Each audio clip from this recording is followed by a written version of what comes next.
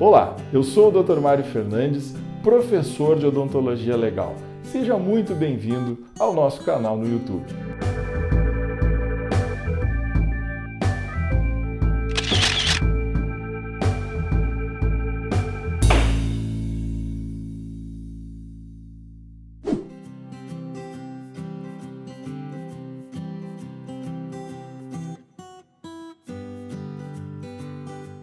Temos mais um casinho pericial para a gente visualizar, né? Esse caso pericial foi o caso que eu mostrei antes do senhor que caiu no shopping, né? Então, lá pelas tantas, ele trouxe orçamentos a partir daquela queda que ele teve, naquelas imagens que eu já mostrei. Então, a gente tem ali valores diferentes. Reparem que ele se deu o trabalho de ir em 3 dentistas e ele tem ali, apresenta ali, né? 3, isso já é um dos documentos do processo, 3 valores diferentes. E aí, a gente tem a importância, de novo, dos documentos para fazer a avaliação. Ele está aposentado por invalidez, né? Então ele ganha, para vocês terem uma ideia, olhem lá embaixo, né, o valor líquido dele, bem pouco, né, de uma maneira geral, isso já faz alguns anos, isso em 2013, né? Então, ele tem aí esse contra-cheque dessa maneira. Bom, isso acontece também. Isso é o mesmo processo, né? Está aí a professora Denise Loreto, que é a perita do nosso Tribunal de Justiça aqui no Rio Grande do Sul, né, Denise? Olha só, a gente receber, vocês imaginem, para analisar uma tomografia desse caso com esse exame dobrado, né? E segundo o pessoal do cartório, muito bem dobrado, né? Difícil da gente avaliar, né? Da gente poder se debruçar numa imagem dessas e dizer alguma coisa, principalmente se o risco da dobra estiver bem no meio da lesão. O que eu fiz? Fiquei cheio de dúvidas, né? Então, o que eu vou fazer nesse caso? Tem um sujeito que caiu, está pedindo indenização, está pedindo tratamento dentário, alega que ficou mais feio, que é um dano estético. E eu fiquei pensando, o que eu vou peticionar? Porque a gente, no direito civil, a gente, como perito em foro civil, a gente pede ao juiz as coisas que a gente entende que sejam razoáveis e aquilo que a gente quer para o processo. Desculpa. E aí, a gente fez uma petição para o juiz, né? O que eu peticionei? Primeiro, eu disse quanto eu ia cobrar para fazer a perícia, né? Estipulei meus honorários. Pedi para que a parte autora, no caso a família e o advogado do senhor trouxesse para o processo fotografias dele, inclusive sorrindo, né? E solicitação para a clínica que tinha emitido aquela tomografia e aquelas outras radiografias, que me mandassem os exames para o meu e-mail. Né? Então, repara que hoje em dia isso está muito mais tranquilo em relação às imagens, porque muitas são digitais. Né? Então, eu liguei para o centro de radiologia e prontamente, não deu minutos, já estava no meu e-mail aquele exame todo dobrado dentro do processo. Né? Eu consegui, então, ele limpinho para mim fazer a análise. Adiante. Olha lá que interessante. Quer dizer, ele perdeu, para quem lembra que estava desde o início, né, no nosso raciocínio, ele perdeu, olhem só, o canino até o molar. Então, essa prótese fixa dele, né, que ele, ao tropeçar, bateu com a boca e a altura do lábio permitia estabelecer o nexo causal, que ele efetivamente tivesse, então, essa fratura da prótese. Né? E aí, claro que a fratura da prótese, aí já começa, a gente tem que ter um pouquinho de perspicácia na avaliação. A prótese, pela conexão rígida, né, justo que ela pudesse alterar, inclusive, o molar, dependendo do núcleo, né, que tivesse ali, podia sim causar algum dano naquela raiz. Mas não no 17. Né? Então, ele já se apresentou com o 17 sem a restauração.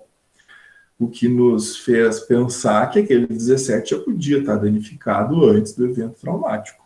né? Então, reparem, quem vai indenizar tem que indenizar exatamente pela não consegui entender e nem linkar o nexo causal de uma fratura ter quebrado, né, uma restauração, uma MO, né, ali, um pouco mais V também, no 17. Aí, vieram as fotos dele, né, vou andar um pouquinho mais rápido, então ali as fotos, e nós, no dia da perícia, fizemos também algumas, né, isso é importante para quem gostar de perícia, né, o pessoal aí da Liga do Espírito Santo, depois o professor Sávio aí pode dar uma ajuda, né, e talvez aí até buscar alguém que faça essa parte de fotografia forense, a gente começa a ter um pouco mais de esclarecimento sobre o que ele realmente fez, ou seja, o M-arco do primeiro quadrante dele está justo que pudesse, né, ter de novo, então ele está pedindo indenização por aquela prótese que ele fez. E aí, aqui, para vocês terem uma ideia, é exatamente a cicatriz que teria levado, né, a lesão labial que ele mostrou, lembra no primeiro momento que eu mostrei lá na introdução. Professora Rosane, nós fizemos junto essa perícia, tá certo? Eu não sei se está por aí a Rosane ainda para confirmar, mas eu acho que eu convidei ela para me ajudar. Estou aqui sim e assistimos. Estou relembrando aqui o fato. Exatamente. E também deu origem a um artigo, né, Mário? Deu, então, está publicado, nós já vamos ver ele. Então, o que acontece? Aqui o áudio e a imagem, porque a conexão não está tão boa e está interrompendo. Então, mas eu estou aqui. Opa, tá legal, tranquilo, mas estou te ouvindo bem. Então, aí a gente colocou a tradicional régua da BFO, acho que aqui a professora Rosane está segurando, né? Eu não sei se ela que bateu a foto e eu segurando ou vice-versa. Mas, enfim, nós fizemos juntos essa perícia, foi uma perícia bem interessante. Teve, inclusive, a participação de assistentes técnicos, tanto dele, paciente que entrou na justiça, quanto do shopping que estava sendo acionado, né? Então, foi uma perícia bem legal, com 2 assistentes técnicos.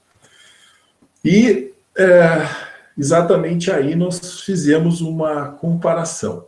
Então, todo mundo que está assistindo aí, deu uma olhadinha no lado A, antes do trauma, naquelas imagens que eu pedi dele sorrindo, e B, depois do trauma. E ele peticionando ao juiz, querendo uma indenização por danos estéticos, né? Então, olha que interessante o lado A e o lado B da imagem, né? E a gente não consegue fazer um confronto e achar que tem efetivamente uma perda, né, do ponto de vista estético. E aí vocês já vão entender em seguida, olha o que a gente costuma dizer no nosso laudo, e aqui a gente escreveu no relato do artigo, né? Numa análise comparativa, considerou-se, vocês já vão ver, um método psicométrico que a gente conseguiu validar no doutorado, onde a gente não percebe a lesão, não se fixa nela, não se lembra dela, e ela não causa nenhuma resposta emocional naquela pessoa que está olhando. Aí logo, sem danos estéticos, né? Mas é muito comum, e aí eu amplio isso, no momento em que nós temos muito mais casos que pedem ao juiz dano estético sem ter, né, do que casos que pedem ao juiz e efetivamente têm o dano estético. Então, por que eu estou falando isso? É justamente porque nós colocamos na literatura um artigo para ajudar os peritos, porque é uma das funções que a gente tem também através da nossa Revista Brasileira de Odontologia Legal. Reparem, então, como justificar a ausência do dano estético, né? Porque a gente precisa dizer por que não tem. Não adianta dizer não tem porque não tem. A gente tem que dizer não tem porque não se percebe, não se fixa, não se permite lembrar, não se causa isso, tá? Vocês já vão ver logo em seguida o método. Mas, de qualquer maneira, isso é importante, né? A gente poder ter um recurso de citar esse artigo nos nossos laudos para mostrar quando não tem. E aí a gente pode, então, usar essa metodologia que nós já vamos ver, certo? Esperamos que você tenha gostado do conteúdo desse vídeo e deixa eu te dar uma dica. Se você faz laudos periciais, não deixe de acessar o nosso e-book gratuito. O link está na descrição desse vídeo, certo?